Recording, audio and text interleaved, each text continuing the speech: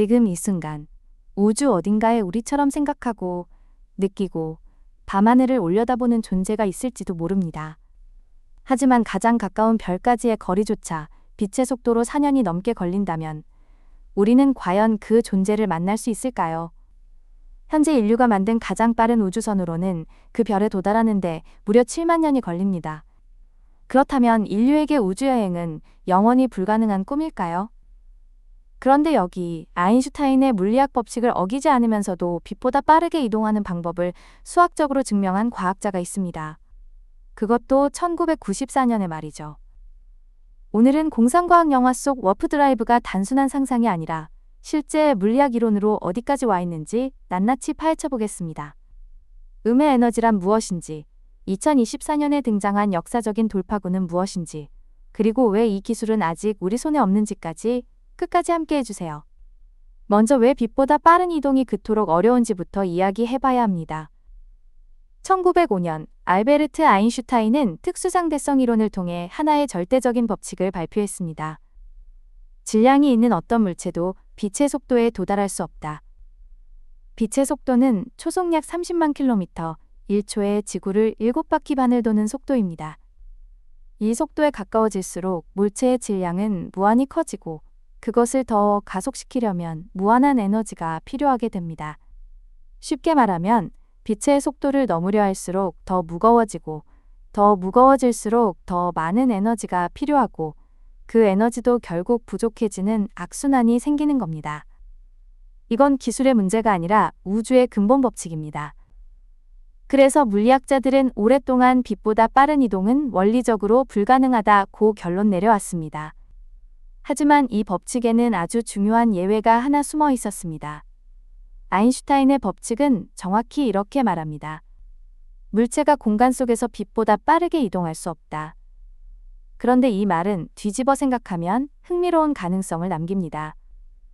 공간 자체가 빛보다 빠르게 팽창하거나 수축하는 것은 금지되어 있지 않다는 것입니다. 실제로 빅뱅 직후 우주 초기의 공간은 빛보다 훨씬 빠른 속도로 팽창했습니다. 이것을 우주 인플레이션이라고 부르는데 그 당시 공간은 물리 법칙의 한계를 넘어서 팽창했지만 아무런 법칙도 위반하지 않았습니다. 그리고 지금 이 순간에도 우주 끝자락의 은하들은 빛보다 빠르게 우리에게서 멀어지고 있습니다. 공간 자체가 팽창하기 때문입니다. 바로 여기서 1994년 물리학자 미겔 알쿠비에레가 혁명적인 질문을 던졌습니다. 우주선이 공간 속을 달리는 게 아니라 공간 자체를 우주선 앞에서 접어버리면 어떨까? 알쿠비에레의 아이디어를 가장 쉽게 설명하는 방법은 서퍼를 떠올리는 것입니다. 서퍼는 파도보다 빠르게 수영할 필요가 없습니다. 파도 자체가 서퍼를 앞으로 밀어주기 때문에 서퍼는 그냥 파도 위에 올라타기만 하면 됩니다. 알쿠비에레의 워프 드라이브도 똑같습니다. 우주선이 스스로 빛보다 빠르게 날아가는 게 아니라 우주선 앞쪽의 공간을 수축시키고 뒤쪽의 공간을 팽창시킵니다. 그러면 우주선은 사실상 움직이지 않는데도 공간의 파도에 실려 목적지로 이동하게 됩니다. 우주선을 둘러싼 이 공간의 거품을 워프 버블이라고 부릅니다. 우주선은 이 버블 안에서 완전히 정지해 있고 버블 자체가 이동하는 것이죠. 그래서 버블 내부의 승객은 중력을 전혀 느끼지 못하고 관성력도 없으며 버블 안에서는 시간도 정상적으로 흐릅니다. 무엇보다 중요한 건 이 방식은 아인슈타인의 법칙을 전혀 어기지 않는다는 점입니다. 공간 속에서 물체가 빛보다 빠르게 이동하는 게 아니라 공간 자체가 이동하기 때문입니다. 알쿠비에레는 이 개념을 수학적으로 증명했고 이후 물리학계는 이 이론을 진지하게 검토하기 시작했습니다. 그런데 이 아름다운 이론에는 치명적인 문제가 있었습니다. 워프 버블을 만들고 유지하려면 음의 에너지라는 것이 필요합니다. 음의 에너지, 쉽게 말하면 보통의 에너지와 반대 부호를 가진 에너지입니다. 일반 에너지는 공간을 휘게 만들지만 음의 에너지는 공간을 반대로 휘게 만들 수 있습니다. 공상과학처럼 들리지만 이것은 실제로 존재합니다. 두 금속판을 아주 가깝게 놓으면 그 사이에서 양자역학적으로 음의 에너지가 발생하는데 이것을 카시미르 효과라고 합니다. 1948년에 이미 이론으로 예측됐고 1997년에는 실험으로 실제 확인됐습니다. 문제는 규모입니다. 알쿠비에레의 원래 계산에 따르면 워프 버블 하나를 만들려면 목성 전체 질량에 맞먹는 엄청난 양의 음의 에너지가 필요했습니다. 목성은 지구보다 300배 이상 무거운 태양계 최대 행성입니다. 그 행성 전체를 음의 에너지로 바꿔야 한다는 뜻이니 현실적으로는 사실상 불가능한 이야기였습니다. 이후 여러 물리학자들이 계산을 개선해 필요한 에너지 양을 줄이는 데 성공하긴 했지만 여전히 현재 인류 기술로는 상상도 할 수 없는 수준이었습니다. 그런데 2024년 워프 드라이브 연구 역사에서 진짜 중요한 사건이 하나 일어났습니다. Applied Physics라는 연구기관의 고급 추진 연구실에서 발표한 논문이 세계 물리학계를 들썩이게 만들었습니다.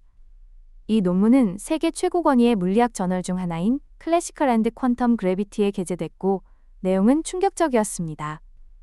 음의 에너지 없이도 작동하는 워프 드라이브 모델을 처음으로 제시한 것입니다.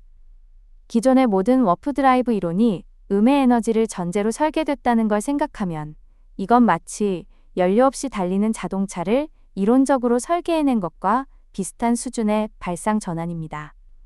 이 새로운 모델은 우주선이 직접 버블 안에 타는 방식이 아니라 시공간 버블 자체가 물 위의 배처럼 자연스럽게 흘러가도록 설계됐습니다. 그리고 이 방식은 일반 물질만으로도 원리적으로 구현할 수 있다고 논문은 주장합니다. 무엇보다 놀라운 것은 알쿠비엘의 드라이브 이론의 창시자인 미겔 알쿠비엘의 본인이 이 새 모델을 직접 지지했다는 점입니다. 자신의 이론보다 한 단계 더 나아간 이 새로운 모델에 손을 들어준 것입니다. 연구자들은 이것이 워프 드라이브가 수학 속 환상에서 물리학적으로 탐구 가능한 기술로 격상된 순간이라고 평가합니다. 물론 아직 넘어야 할 산은 많습니다. 첫 번째 문제는 제어 불가능성입니다. 워프 버블 안에 있는 우주선은 버블 밖의 세계와 인과적으로 단절됩니다. 쉽게 말해 버블 안에서는 바깥 세계로 어떤 신호도 보낼 수 없고 반대로 바깥에서 버블 안으로 신호를 보내는 것도 불가능합니다. 이것은 버블 안의 조종사가 드라이브를 멈추거나 방향을 바꾸거나 외부와 통신하는 것이 원천적으로 불가능하다는 것을 의미합니다. 마치 공을 던지고 나면 공 스스로 방향을 바꿀 수 없는 것처럼 워프 버블은 한번 만들어지면 스스로 제어하기 매우 어렵습니다. 두 번째 문제는 치명적인 방사선입니다.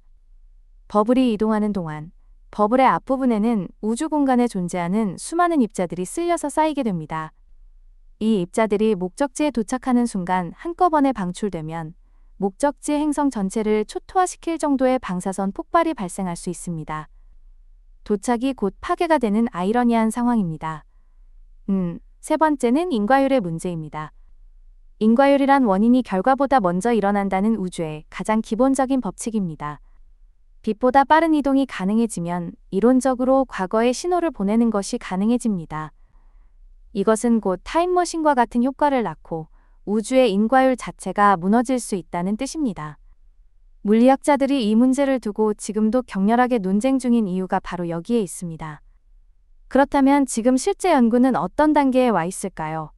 나사에는 이글웍스라는 첨단 추진 연구실이 있습니다. 이 팀은 실험실에서 아주 미세한 수준의 시공간 왜곡을 실제로 측정해 보려는 시도를 해왔습니다. 아직 성공하지는 못했지만 이런 시도 자체가 워프 드라이브가 순수한 공상의 영역을 넘어서 실험 물리학의 대상이 됐다는 것을 보여줍니다. 학계에서는 알쿠비엘의 이론 외에도 워프홀, 카시미르 효과를 이용한 소형 버블 생성, 그리고 음의 에너지를 훨씬 효율적으로 만드는 새로운 방정식들이 꾸준히 연구되고 있습니다. 가장 낙관적인 물리학자들은 이 기술이 수백 년 후에는 실현 가능한 수준에 도달할 수 있다고 전망합니다. 하지만 분명한 것은 이제 워프 드라이브는 불가능하다고 선을 그을 수 없는 영역에 들어섰다는 점입니다. 하지만 이 모든 논의가 중요한 이유가 있습니다. 인류가 진지하게 이 문제를 탐구한다는 것 자체가 우리가 언젠가 태양계 너머를 여행할 미래를 준비하고 있다는 신호이기 때문입니다. 워프 드라이브가 의미 있는 또 다른 이유는 이것이 단순한 SF 기술이 아니라 인류의 생존과 연결된 문제이기 때문입니다. 오늘 영상 어떠셨나요?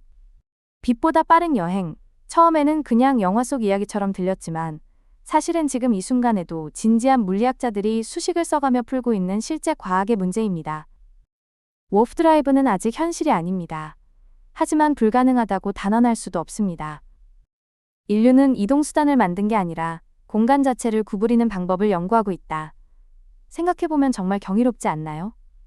만약 이 주제가 흥미로우셨다면 구독과 좋아요로 응원해주세요.